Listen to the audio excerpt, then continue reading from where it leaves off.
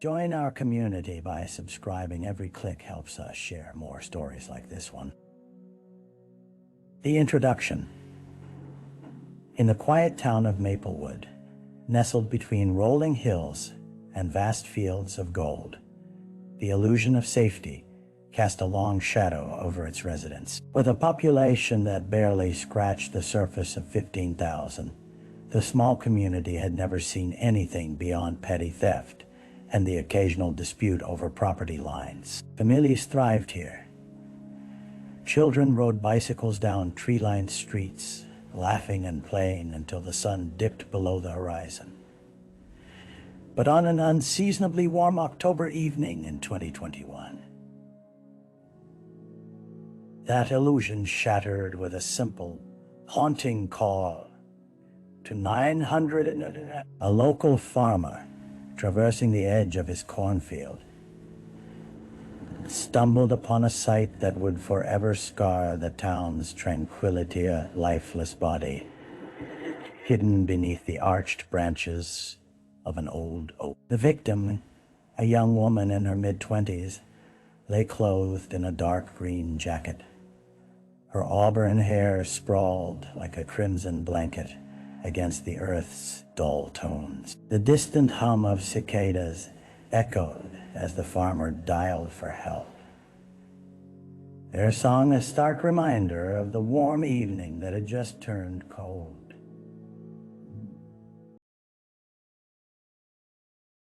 Detectives arriving at the scene exchanged wary glances, instinctively glancing at each other to gauge the unfolding nightmare. A pair of gloved hands methodically examined the area, searching for signs of struggle, any evidence that could shine a light on this suddenly fractured world.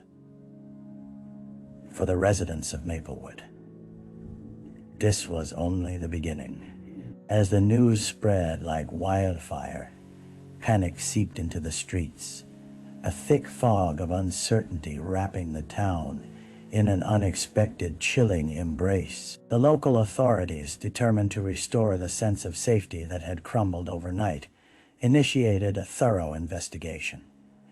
Every neighbor became a potential witness, every passerby a suspect. Everyone had a story, and each story was layered with hidden truths. As Maplewood braced itself for the storm of revelations to come, the anonymous girl, mere minutes away from being a forgotten headline in a small-town newspaper, would soon become the catalyst for both fear and unity in a community that previously believed it could never be touched by darkness. The victim, her name was Clara Hayes, a local art teacher with an infectious passion for helping young minds flourish. To her students at Maplewood High, Clara wasn't just a teacher. She was a mentor, a confidant, and a source of inspiration. Her small classroom, adorned with vibrant student artwork, smelled of fresh paint and creativity. Clara had a unique ability to see beauty in the everyday, transforming ordinary moments into artistic narratives that resonated with her students. On the surface, Clara led a fairy tale life, a cozy home filled with charming furniture sourced from thrift stores and weekend flea markets. A bellied golden retriever named Jasper, who followed her from room to room, and a close-knit group of friends who met for coffee, laughter, and occasional painting nights. But beneath the surface, Clara wrestled with the complexities of her past that often eclipsed her bright demeanor. Just a week before her tragic demise, Clara had confided in her best friend, Mia, over steaming mugs of chamomile tea.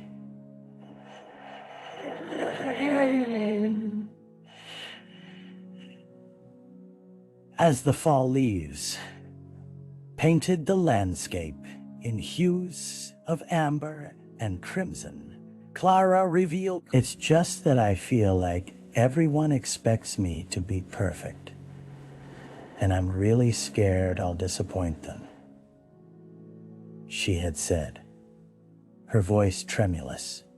Mia reassured her, insisting that her authenticity was her greatest strength. They shared a comforting silence as the night's chill pressed against the windows, wrapping their conversation in a cocoon of intimacy. Yet that evening had also unveiled a darker layer of Clara's life. In whispered tones, she voiced concerns about a former relationship that had ended tumultuously. The name, barely audible, hinted at a shadow that lurked not as a ghost from the past, but as a living presence. Was that unresolved link the tether that led to her untimely death? As authorities began peeling back the layers of Clara's life, every detail became crucial, revealing a woman who was more than a victim. She was a tapestry of dreams, fears, and complicated realities, all of which now echoed hauntingly in the silent halls of Maplewood. The crime scene. The sun had now surrendered to the night, shrouding the cornfield in a cloak of darkness as the investigative team established a perimeter around the crime scene. The air was thick with a sense of earth and decaying plant life, mingling with the pungent smell of forensic cleaners. A reminder that something horrific had transpired in this seemingly serene locale. Yellow tape fluttered in the cold breeze, marking a scene that would forever be engraved in the memories of those who witnessed it. Detective Mark Thompson arrived, his years of experience etched onto his brow lines of brow-furrowed determination and years spent chasing ghosts. Bending low beside Clara's body, he surveyed the chilling tableau that lay before him. The dull glow of flashlights danced across her features, revealing not just the grotesque reality of death, but also a serene beauty that had been stolen too soon. A small notebook in hand, Detective Thompson meticulously documented details the positioning of Clara's body. A scattered array of personal effects littered just beyond her reach. A torn sketchbook filled with half-finished drawings, a locket containing a photograph of her late grandmother, and a single rose, crushed beneath the weight of her stillness. Each item told a silent tale, weaving a narrative that would help reconstruct her final moments. Gradually, the forensic team combed through the area, searching for clues, fiber samples, soil composition, any evidence that might tell them more about the circumstances leading to her tragic end. The nearby farmer's anxious gaze never strayed too far from the scene, haunted by the image that had invaded his world without warning. As dawn broke over Maplewood, casting a pallid light upon the cornfield, the serendipity of the early hours grew distant, replaced with a pervasive atmosphere of anticipation. The discoveries made here would lead them down uncharted paths and into the lives of those who concealed their truth. The crime scene was an echo of Clara's unresolved conflicts, the perfect storm of emotions and relationships that now lay bare, and Detective Thompson knew that unraveling this web would require more than mere forensic evidence. It would demand uncovering the heart-wrenching stories of every individual connected to her life, even if it cost them their own fragile facades. The early investigation, with the sun casting long shadows across the hastily established command center, Detective Thompson gathered his team for the first briefing. As the scattered notes and artifacts of Clara Hayes' life sprawled across a folding table, the mood was somber, a stark contrast to the vibrant passion that had filled her classroom just days before. Each member of the team felt the weight of carnage transform into an urgent duty, a quest for justice that would not be deterred. First on the agenda was Clara's background. "Let's start with the basics," Thompson instructed, leaning over the table and skimming over Clara's profile. "We need to interview friends, co-workers, and family. We'll want to find the last person who saw her alive. The more we know about her, the better our chances of tracing the footsteps that led to this tragedy. As the team delved into Clara's relationships, one name kept resurfacing: Kyle Foster, her former boyfriend. Their breakup, though amicable on the surface, had left an undercurrent of tension that lingered within the community. Known for his volatile emotions, Kyle remained a perplexing figure in Clara's narrative. Conversations began filtering in, revealing whispers of paranoia, jealousy, and sudden outbursts of potential red flag that demanded attention. Meanwhile, Mia, Clara's closest friend, stood outside the command center, clenching the strap of her purse as if it were a lifeline.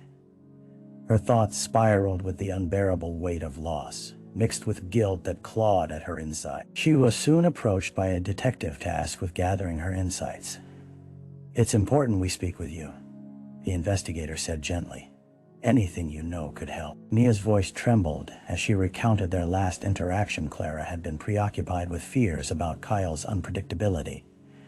She said she needed to clear her head, Mia remembered, her voice laced with sorrow. Yet Mia couldn't shake the feeling that Clara had been keeping other secrets, darker secrets that she hadn't been willing to share, leaving the detective with an unsettling inkling. As the investigation unfolded, a complex puzzle began to form, mirroring the rich colors that reflected Clara's art. But just beneath the intricate strokes lay shadows, complicating the simpler story narratives of love, loss, and unresolved fears that would soon pull the detectives deeper into the chaos of Maplewood's heart, leaving behind a town transformed, struggling to navigate the shades of light and darkness birthed by a single act of violence. The dead ends. As the investigation progressed, the initial excitement of discovery began to fade, replaced by the exhausting weight of uncertainty. Detective Thompson convened another meeting with his team, each member wearing expressions of mounting frustration. Despite their myriad interviews and gathered evidence, leads were growing stale, like a forgotten painting left to collect dust. Kyle Foster quickly became a focal point. Although several witnesses placed him at the local bar on the night of Clara's death, none could provide definitive proof of his whereabouts during the critical hours. A series of text messages between Clara and Kyle painted a picture of a troubled relationship. But as days turned into weeks, the threads of animosity appeared to dissipate. With no solid alibi and no signs of foul play linked to Kyle, investigators faced a numbing dead end. Meanwhile, Mia was plagued with thoughts of Clara's final moments. Frustrated, she sat alone in the coffee shop where she and Clara had shared countless conversations. The familiar buzz of the cafe felt foreign, draped in loss and confusion. As patrons whispered and exchanged smiles, Mia's thoughts spiraled back to Clara's cryptic remarks. What were those hidden fears Clara hadn't voiced? A growing suspicion stirred within her, clues scattered like remnants of paint on a canvas. But how could she help when Clara hadn't confided everything? At the same time, Detective Thompson revisited evidence from the crime scene, hoping to unveil something that had been overlooked. As he studied Clara's belongings, particularly the notes in her sketchbook, tiny fragments of her world emerged, stark and vivid. In the margins, hurried doodles intertwined with small phrases that felt incomplete. References to a mysterious D drew his attention, yet the identity behind the letter remained a mystery. With each day passing without significant progress, the burden of expectation weighed heavily on the detectives and the town itself. Newspaper headlines screamed for answers, while locals began murmuring in coffee shops and grocery stores, conjecturing about Clara's untimely demise. Thompson understood the stakes. The pressure to resolve this case seemed unmanageable. A ticking clock against a backdrop of whispers. Yet every path taken led them deeper into the darkness, where shadows danced the longest, revealing nothing but a growing sense of despair that intertwined with the very fabric of Maplewood. Truth remained elusive, lurking just beyond reach, and as pressure mounted, the urgency threatened to cloud their every judgment. A break in the case. The autumn leaves continued their descent, blanketing Maplewood in hues of crimson and gold. But for Detective Thompson, time was a relentless predator that toyed with a duo of hope and despair. It was an unremarkable Tuesday when the phone call Cameen officer had discovered a new lead that crackled with potential energy, igniting the investigation that had grown stale. "Thompson," the officer said, barely containing the tremble in his voice, "we've got a source who wants to talk. They claim to know something significant about Clara's last days." Detective Thompson felt the adrenaline coursing through him, momentarily chasing away the fatigue that had settled over him like a thick fog. A glimmer of hope emerged, enough to chase away the specter of the dead ends they had faced. They met at a local diner, a place steeped in warm light and the comfort of familiarity. Booths were filled with patrons obliviously sipping coffee, while Thompson scanned the room for the informed. Moments later, a disheveled figure emerged then, a classmate of Clara's who had drifted away from the crowd over the years, now wrestling with the shadows of his choices. "I didn't want to get involved," Ben began, his voice low and anxious. "But I can't keep this to myself any longer." Clara came to me just days before he hesitated, eyes darting nervously around the diner. She was scared of someone she met at a party, a guy named Derek. She said he was unpredictable, violent. Thompson leaned in, processing the new information. Ben described Derek in grave detail, recalling a confrontation that had left Clara shaken, rattled by what had transpired. Apparently, Derek had sought out Clara after a mutual friend introduced them, his charm quickly fading to reveal possessive tendencies that worried Clara. Clara confided in me that she tried to distance herself, but he didn't take it well. She said she feared what he might do. Ben's eyes glimmered with guilt and regret, painting a picture of a young woman tangled in an entanglement woven with danger. As they moved deeper into the conversation, Ben revealed that Derek had recently been acting erratically. Clara was worried that he wouldn't leave her alone. She thought he was watching her. "I thought it was just paranoia," he admitted, anguish spilling from every word as he realized the gravity of his inaction. Detective Thompson nodded solemnly, recognizing the significance of this sudden turn. Perhaps this was the revelation they had been waiting for, the piece of the puzzle that had hidden in shadows for too long. As he left the diner, he felt the pulse of urgency returning to his veins.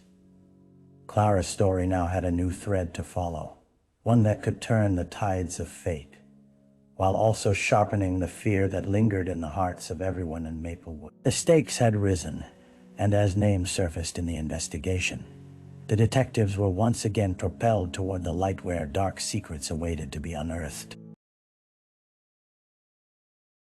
The suspect. With newfound resolve, Detective Thompson pressed urgently ahead, shifting his focus towards Derek Caldwell, a name that now carried the weight of potential danger. Thompson was acutely aware of the urgency of the situation. Time was not a luxury they could afford as they pursued a suspect whose volatility echoed Clara's fears. The next day, a meeting was called to examine the information they had on Derek. A recent graduate from Maplewood High, he had always been known for his charm, but whispers of his dark side lay buried beneath a polished exterior. He had been spotted at various parties, mingling effortlessly. But it wasn't long before tales of his aggressive behavior and impulsive outbursts tarnished his reputation. As the detectives compiled their findings, it became clear that Derek was no stranger to conflict.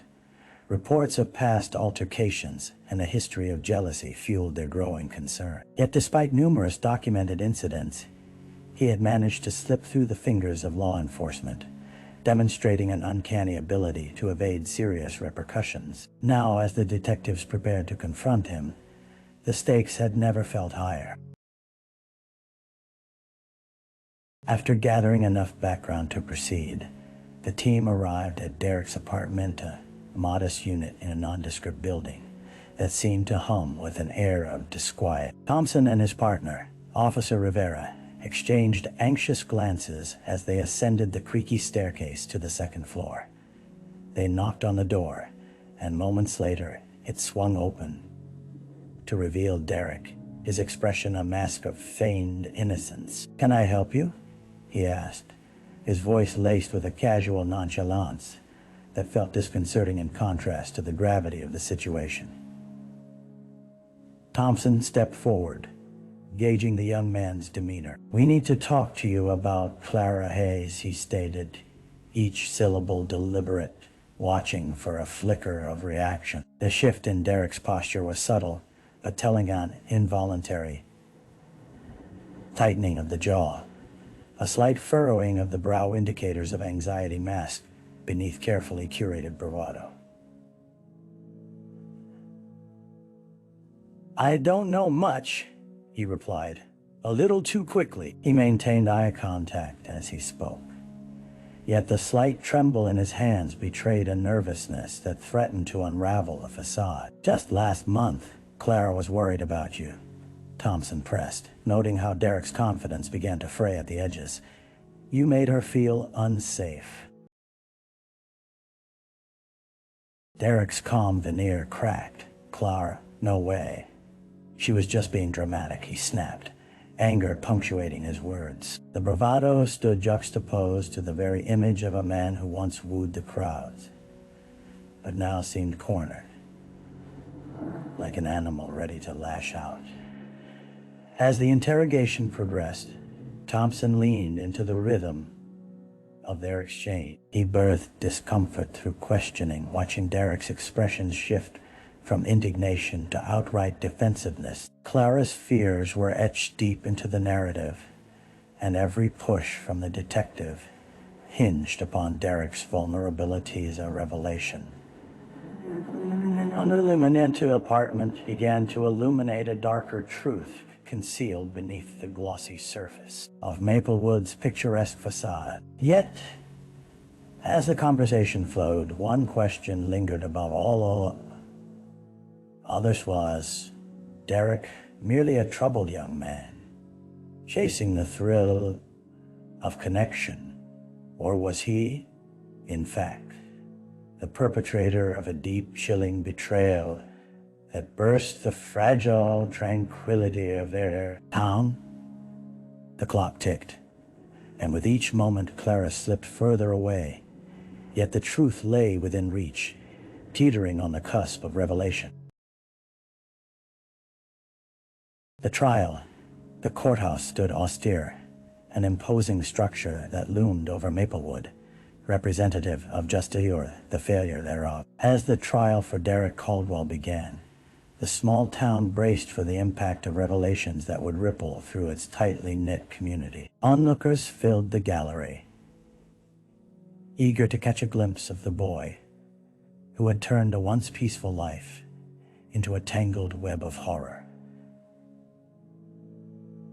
Detective Thompson sat alongside Clara's family, their expressions a medley of grief and steely resolve. Opening statements unfurled, painting stark pictures of the night Clara's life was stolen. The prosecution meticulously laid out its case, recounting Derek's obsessive behavior that culminated in a confrontation with Clara. Witness testimonies detailed heated arguments, and friends chimed in to reveal moments of fear that Clara could hardly ignore. Each word plunged like a dagger into the hearts of those who loved her, bringing fresh waves of sorrow, memories reimagined under the harsh scrutiny of the courtroom. Derek's defense was equally poised, relying on the strategy of undermining Clara's character. They painted her as a troubled young woman, fraught with her own struggles, suggesting her paranoia had escalated to a point where she misinterpreted Derek's actions. This was not murder. It was an unfortunate series of events, the defense attorney argued, attempting to humanize Derek while shrouding his actions in ambiguity. As the trial progressed, one pivotal moment introduced new evidence: the text messages exchanged between Clara and Derek prior to her death, with each one displayed in pixelated clarity. Tension rippled through the gallery. Clara's fears intertwined with Derek's increasingly hostile tones, revealing a spiral of control and manipulation. Detective Thompson watched intently, pulling information from the room's subtle dynamics. Guilty inclinations illuminated in Derek's body language as he sat, rigid under the weight of exposure. As witnesses from both sides took the stand, the atmosphere thickened with tension. The truth hung palpably in the air, oscillating between clarity and chaos. Clara's friends broke down as they struggled to recall their memories, each sob deepening the resonance of loss, while Derek's defense team sought to distract from the emotional weight by challenging their credibility. After weeks of testimony, the moment of deliberation finally arrived. The jury was tasked with deciding Derek's fate. Tensions mounted as hours slipped by like grains of sand, each second drawing out the sense of foreboding that enveloped the courthouse. Clara's family sat in quiet anguish, the strains of hope and despair tightening their expressions. When the jury returned, the silence grew deafening. They filed back into their seats, the foreman standing to deliver the verdict. We, the jury, find the defendant, Derek Caldwell, guilty of second-degree murder. Gasps erupted from the crowd, followed by tears and shouts of relief from Clara's supporters. The world beyond the courthouse continued to turn, but within those walls, time suspended, holding space for the exact moment when justice began to heal what had been irrevocably lost. Clara's family embraced one another, renewing their bond through shared grief, but now shadowed with the resolve to honor her legacy. As the gavel struck, echoing through the courtroom, whispers of change began to ripple through Maplewood. Detective Thompson felt an emotional weight lift, knowing that perhaps, just perhaps, the town could step into the light and begin to reclaim its narrative from the darkness born of a singular act. Clara's story would live on not simply as a cautionary tale, but as a beacon of awareness, prompting discussions about love, manipulation, and the unseen battles fought by many. The aftermath. In the wake of Derek Caldwell's conviction, Maplewood embarked on a journey of healing. Yet the scars of Clara Hayes' death remained etched into the fabric of the community. The comforting routines of daily life felt forever altered, each interaction tinged with an awareness of vulnerability and fragility.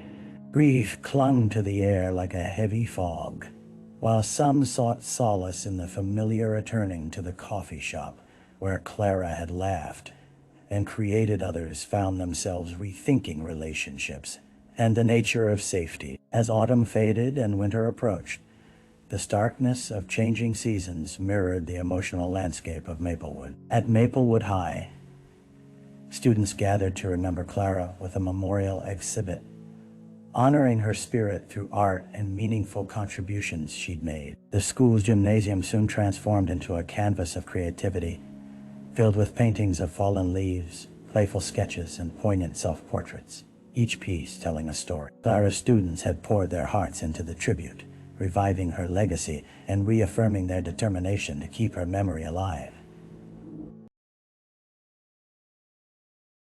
Yet, not every ripple from Clara's death was one of healing. A swell of paranoia unsettled the townspeople. Conversations turned to cautionary tales. Watchful eyes became the prevailing theme, and once trusty friendships faced scrutiny. People would ask each other, are their intentions true?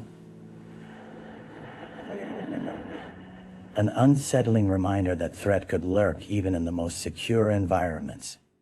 Community gatherings that had once fostered connection now bore the weight of wariness. Detective Thompson grappled with the emotional toll the case had taken on him. On quiet evenings, he'd sit on his porch, staring at the stars, reflecting on the fractures laid bare through Clara's tragic story. He pored over the evidence, replaying moments from the trial-y cadence of testimony, the anguish in Clara's family's eyes, remnants of the life he had fought so tenaciously to protect. In the months following the verdict, Thompson organized a series of workshops for residents aimed at fostering open conversations around healthy relationships and recognizing warning signs of manipulation and abuse. Community support systems strengthened, and a network of resources emerged, empowering individuals to speak freely about their experiences. The threads of darkness began to unravel as the people of Maplewood acknowledged the need for change. One sunny afternoon in March, the town held a remembrance walk in Clara's honor. Hundreds turned out, sporting artistically designed t-shirts emblazoned with her portrait and the mantra, "Love is respect." The collective declaration echoed throughout the streets, emphasizing unity rather than fear. As participants walked together, stories shifted from one of tragedy to one of resilience, showcasing that even in grief, light could pierce through darkness. In the months ahead, as Maplewood began to heal, Clara's spirit emerged as a guiding force, encouraging others to share their stories of hope and strength. Through art and connection, her legacy transformed from a haunting memory into a timeless reminder that awareness and compassion can forge a path toward understanding and light heaven in the wake of unimaginable heartbreak. The ghosts of the past would always linger, but as Maplewood learned to embrace their complexity, the community found a renewed purpose in both remembering Clara and creating a safer world for generations to come. Reflection.